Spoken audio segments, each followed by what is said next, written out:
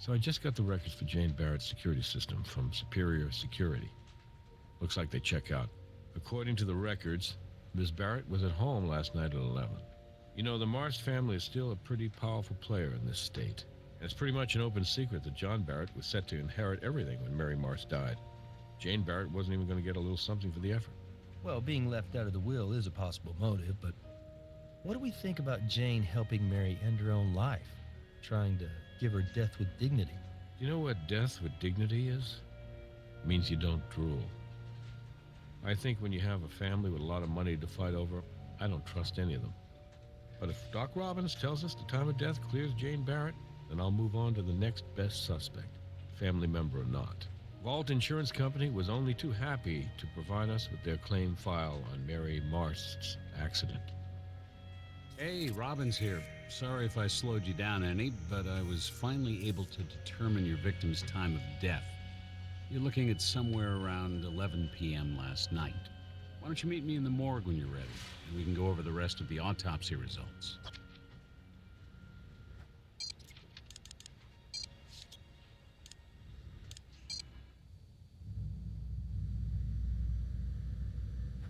Thanks for waiting. Ms. Marst's previous injuries, which resulted in extensive hypertrophic scarring, made my job a lot more challenging than I'd expected. I'm sorry if I've slowed you down any. Just because something walks like a duck and quacks like a duck doesn't mean we shouldn't assume it's a duck. The massive amounts of morphine found in the victim's system would lead one to expect death by overdose-related causes, and I did determine Ms. Marst's cause of death to be asphyxia due to morphine intoxication. Because the extensive scar tissue in Ms. Marst's lungs was hypertrophic, it took a little while for me to distinguish the morphine as the root cause of the asphyxia, as opposed to a more general catastrophic failure of the respiratory system due to her persistent condition. Is it just me, Doc, or did this autopsy take a little longer than usual? Well, Nick, it's just been a while since I examined a body with such severely burned tissues that hadn't been a contributing factor to COD. I estimate time of death to be somewhere around 11 p.m. last night. The problem I had with this one is, if you take a good look at the muscular atrophy, it presents like advanced rigor. These pressure ulcers and skin abrasions also led to some initial confusion over the degree of livor mortis. And finally, once I got Ms. Marst's medical records and saw she'd stopped eating solid food about 3 months ago, I knew I couldn't use any partially digested food to help set her time of death. Man, you weren't kidding when you said this one was challenging. Yeah, but that's what keeps the spark alive in this job. It's a good question, and I have no answer for you. Now, in a situation like this, where such a high dose of morphine is involved, I look for signs of cadaveric spasm. Because when voluntary muscles are deprived of oxygen due to, say, strenuous activity, these muscles tend to seize up perimortem, and indications of cadaveric spasming, let's say in the hands or arms, would tend to suggest the victim was in the midst of a struggle around the time of death, and I looked for such indications. When I got the full tox report back, it seemed to me that the level of morphine in her system was so toxic, it probably caused her to slip very quickly into an unconscious state just prior to the total collapse of lungs. So, absent any indication of cadaveric spasm, I concluded your victim's voluntary muscles were not engaged in any such strenuous activity perimortem. The more important point here is that whether this was a deliberate act of murder or an assisted suicide, Mary Marst's death was the result of a homicide. No, it would have been impossible. Her medical records indicate Ms. Marst sustained multiple near-fatal injuries in a car crash. Apparently, she actually inhaled burning fuel, which obviously severely and permanently damaged her vocal cords. Sure, I collected them for you, as usual. Anything I can do, feel free to take a closer look at the body yourself. Oh, almost forgot. There's a shard of some kind embedded in the back of her left hand. I left it for you to collect.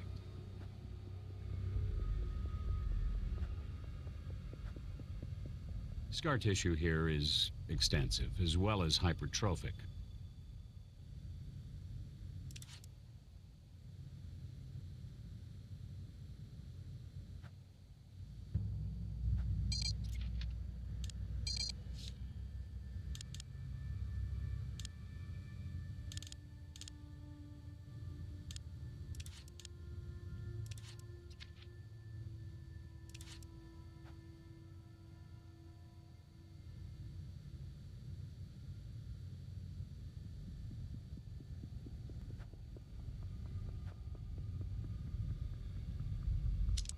That's the shard I told you about.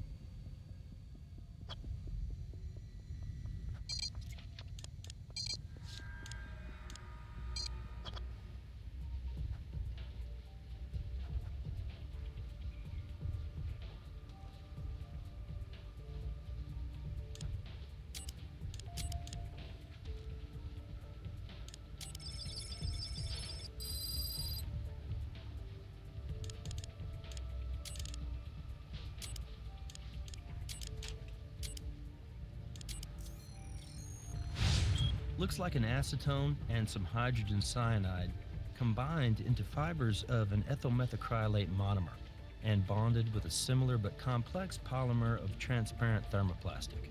It's a tiny piece of a cosmetic fingernail. I wonder, when was the last time Nurse Lou had her nails done?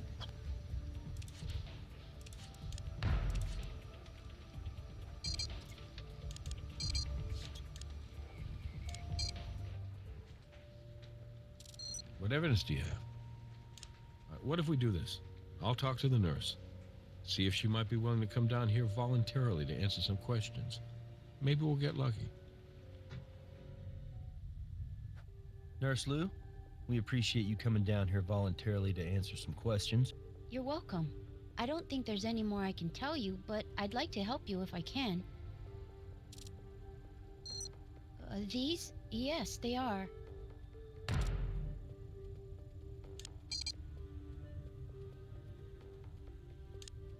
That's odd. Oh, but you know, I did get a nail tip put on my index finger when the real one broke last week. It's been on my hand all week, so I guess I kind of forgot about it. But you can see it's not chipped or anything. I don't know for sure. I do know there's an area down by Lake Merritt where the family keeps their boat, and Mr. Barrett, he likes to go down there when he wants to be by himself. Given what's happened, I wouldn't be surprised if he's there now. Mr. Barrett would tell Mary about the boat in the lake and how it was the only real place in the world he could find any peace. He and Mary spent a lot of time together. He would sit there beside her and carry on a conversation as if she were talking right back to him. I wasn't eavesdropping, I just couldn't help but overhear their talks. Or his talking, that is. Mr. Barrett is my employer. He pays me to provide home care for his sister. Honestly, I can't say I really know Miss Barrett. When she came to visit, she would seem uncomfortable. But seeing someone you love in the condition Miss Marsh was in, well, it's very, very difficult. So I tried not to take anything personally. Thank you, nurse. We may call you in if more questions come up. I understand.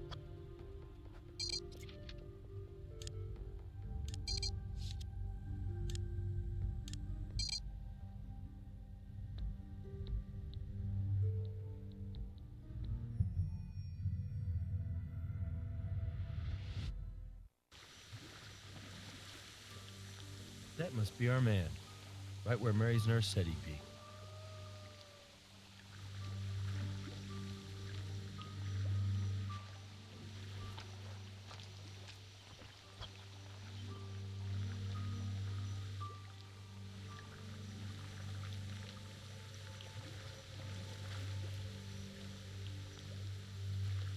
John Barrett, we're with the Las Vegas Crime Lab. Okay.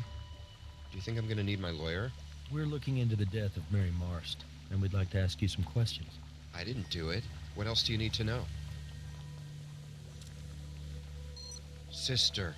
Mary was my sister. Even though our mothers were different, that didn't matter. And Mary was the only real member of my family I had left. Now she's gone. What the hell are you trying to insinuate? Mary was a fighter. Most people just lose their will to live. Not Mary. She was an inspiration. You know what? That's really none of your business. My opinion? I think you're wasting your time. And mine. My sister's gone, and your investigation isn't going to change that. I'm going to let you in on a little family secret. We have a real problem with authority, unless we're invested in it. So any more questions you have, save them for each one of my lawyers. Yeah, give me a call. We'll grab a drink or something.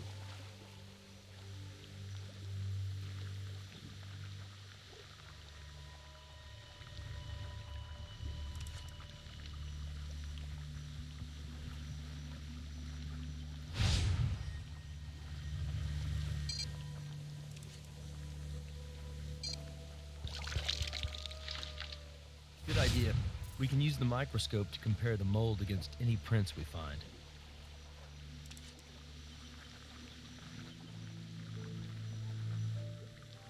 Yeah, that's a nice boat, but it's not why we're here. Let's stay focused.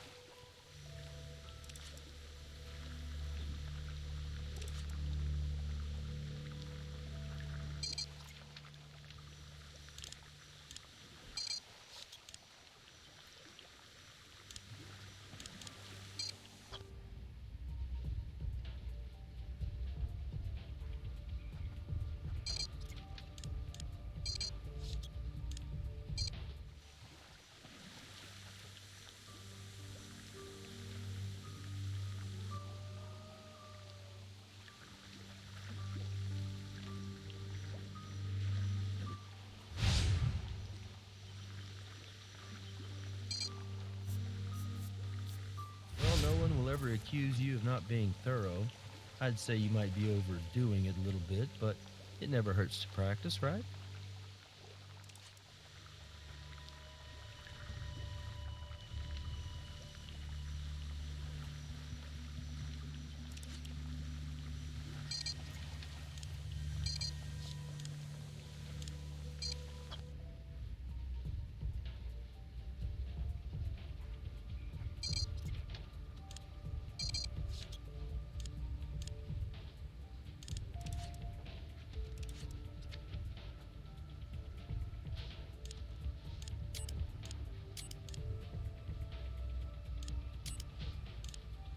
The size and the tread patterns match. Our suspect was wearing these shoes. We need to talk to Brass.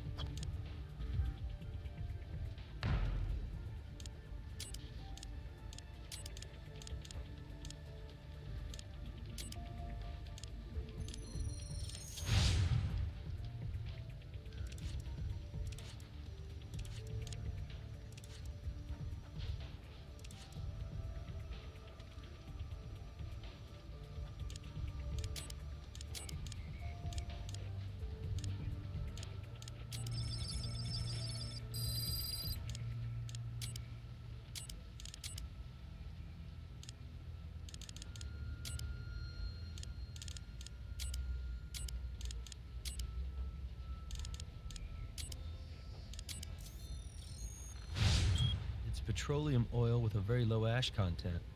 Looks like the type of two-stroke oil you'd use in jet skis. Good job, partner. You prove that pool of motor oil is absolutely a pool of motor oil.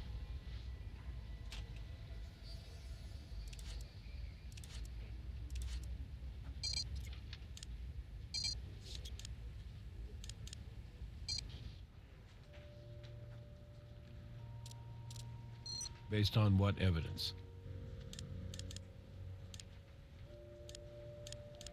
This is good. We can get a warrant to search the kid's room with this. Problem we have now is it's Sunday, which means the judge is indisposed on one of several possible golf courses. I'll have to chase him down to get the warrant to search John Barrett's room.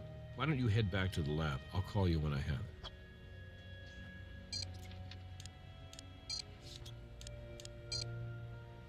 You recognize him? This is a statue of St. Ambrose, patron saint of beekeepers. The statue belongs to Beatrice Salazar. At least it belonged to her back in 1982. That dried blood there belonged to her husband, Miami drug lord Humberto Salazar. The theory goes Humberto Salazar fell in love with a beautiful teenage prostitute he plucked off the streets of Mexico City. She got the house, the car, and the drug empire. He got St. Ambrose to the head. At the time, nobody could find any physical evidence to tie Salazar to her husband's murder, but obviously, we've come a long way since 1982. And that's where you guys come in. Salazar's grandstanding when she showed up the other day was just for show. Her DNA has been on file for a while. What are these white, pasty flecks? Adhesive from an evidence locker sticker. I just need you guys to pull her DNA off this statue. And if you can, that's the ball game. We've got her for murder.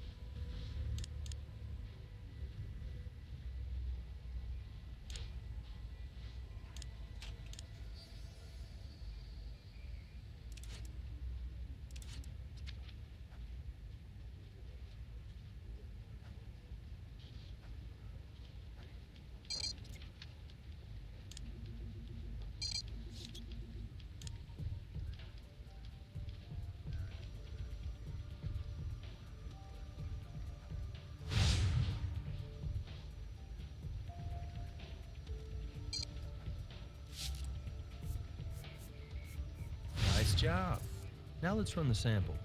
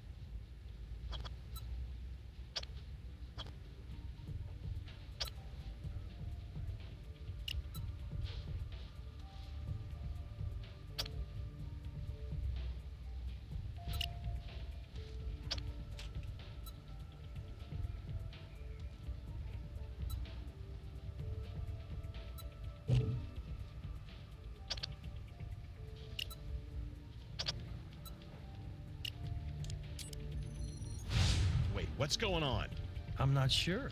Somehow, proteins got denatured, cooked. They're useless. Son of a bitch. What the hell happened? It doesn't make any sense. The concentration of sodium lauryl sulfate is way too high. But I was standing right there beside you. I saw you prepare the sample correctly. Damn it, I can't believe this. I'm taking this statue back into my custody, and I'm going to make a formal request to the deputy director and to your sheriff that an investigation be immediately conducted into the CSI's possible malfeasance. Mr. Stokes, I would suggest you take this matter into your own hands before it brings down this entire lab.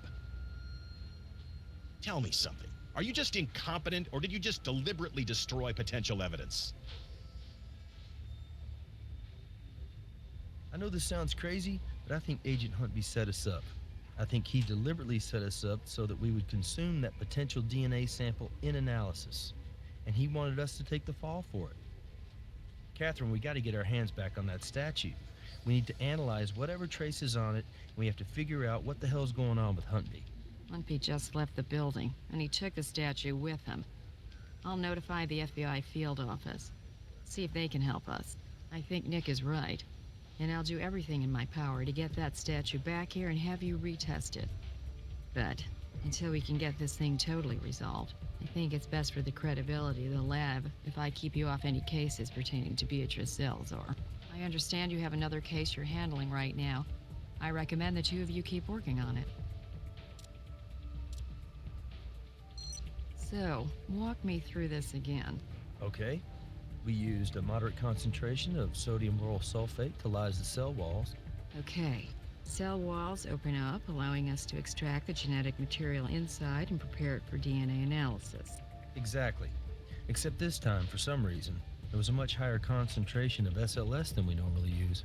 So when the sample was hydrated in preparation for our DNA analysis, the water and the high concentration of SLS produced a chemical reaction that gave off enough heat to raise the temperature of the water way above 80 degrees Celsius. Which would have denatured the protein and destroyed the viability of the sample.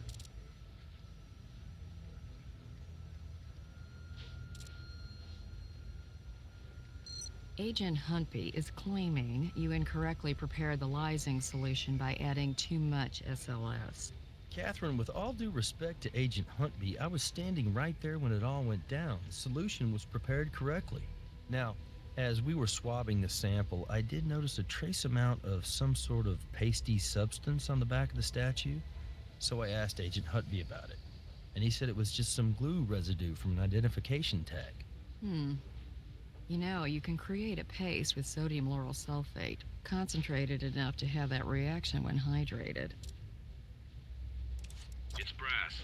I finally tracked down the judge and got him to review and sign our search warrant for John Barrett's bedroom. It's a go.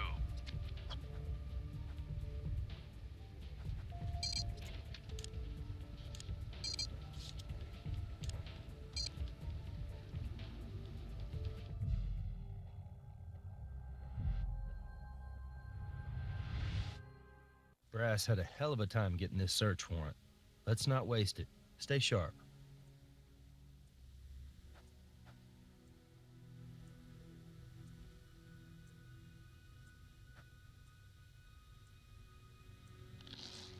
Parts of the job, right?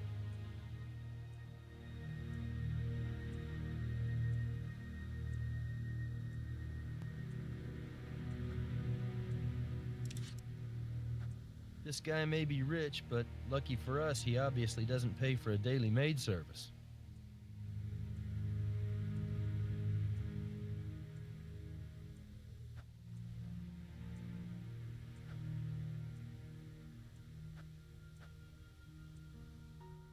Look what we have here. Cosmetic fingernail, which looks as though it's fallen off and taken a bit of the real nail with it.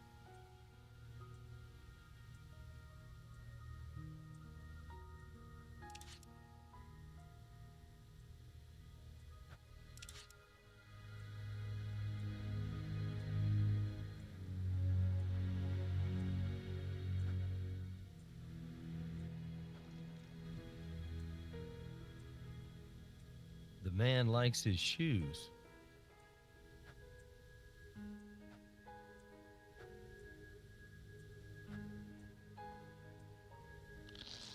Mud on the shoes looks like it hasn't dried. It's fresh.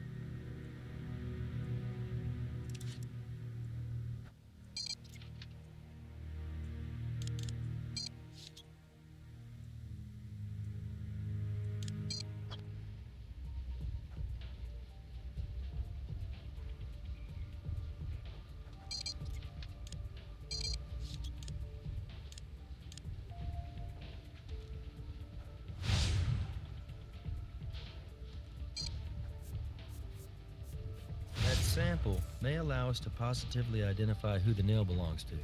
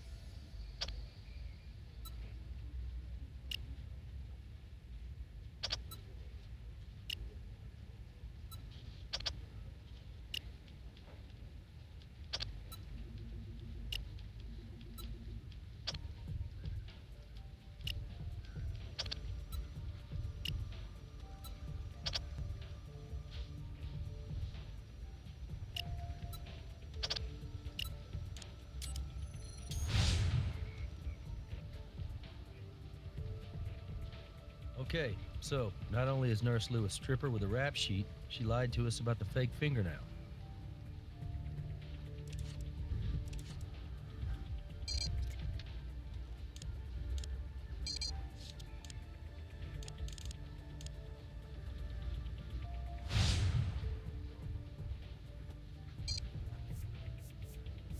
Dirty job, but somebody's got to do it. Hopefully we'll be able to recover some usable DNA.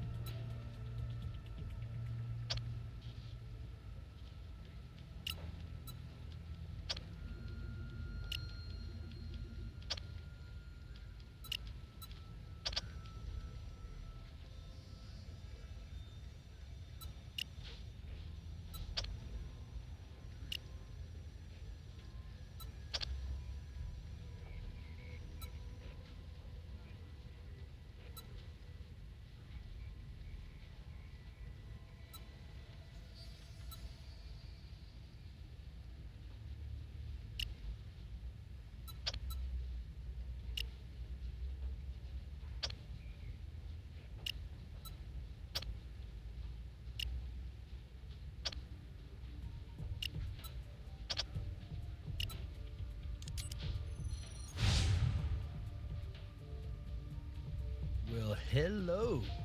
It's always the naughty nurse, right? Not only does Pauline Lou have a work card because she's been a dancer at various gentlemen's clubs around town, but she also has an arrest for solicitation on her record. Looks like John and Nurse Lou didn't want us to know about their little relationship. Do you want to tell Brass, or should I?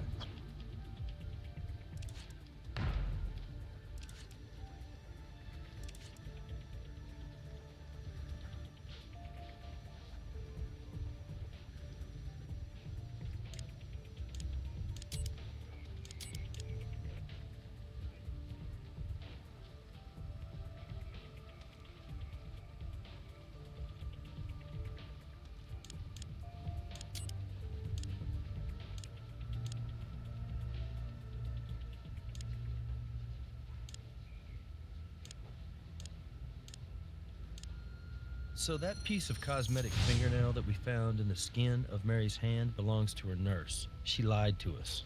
I wish I could say I was surprised.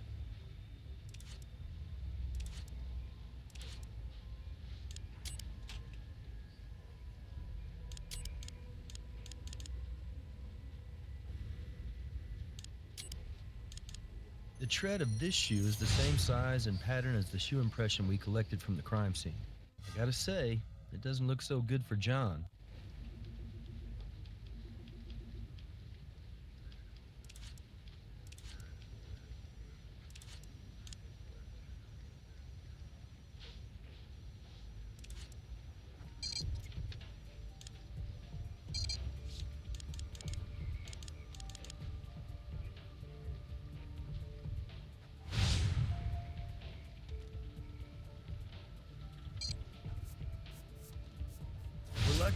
We'll find out if she had a partner.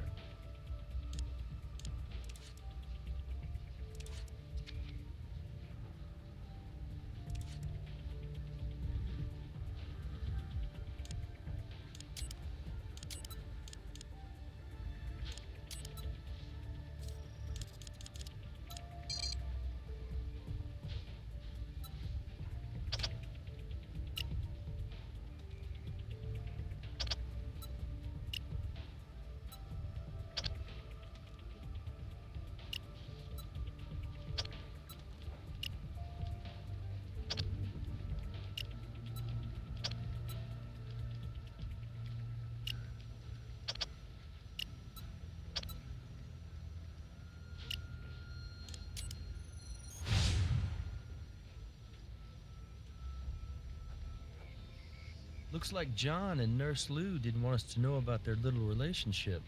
Do you want to tell Brass, or should I?